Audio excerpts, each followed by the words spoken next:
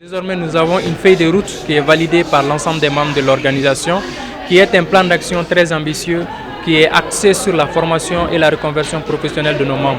Aujourd'hui, nous avons beaucoup de membres qui ont fait des formations qui nécessitent soit une reconversion ou se diversifier ou se renforcer pour pouvoir avoir de la valeur sur les marchés de l'emploi.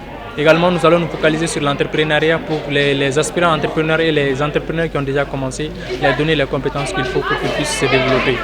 Aujourd'hui, la Jeune Femme Mali est une organisation en pleine croissance qui a été créée depuis 1995. Aujourd'hui, cette année, c'est notre 30e année qui est une année très historique.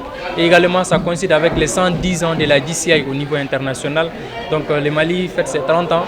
Aujourd'hui, c'est une organisation en pleine croissance qui est dans toutes les régions du Mali, de Kay à Kidal, toutes les organisations très actives qui mènent des actions de développement de compétences des jeunes, de renforcement de capacités de la communauté, surtout de sensibilisation sur des maladies et qui s'intéressent aux problèmes de la communauté. On a besoin vraiment de partenaires de bonne volonté qui souhaiteraient accompagner.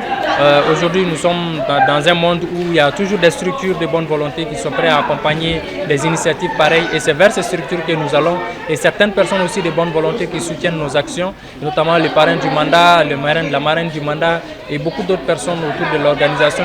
Satisfaction n'est que la base parce que n'est pas choisi qui le veut d'être le parrain d'une organisation telle que la JCI et surtout d'être le parrain d'une organisation universitaire et qui est composée essentiellement de jeunes engagés pour leur cause, engagés pour impacter la société.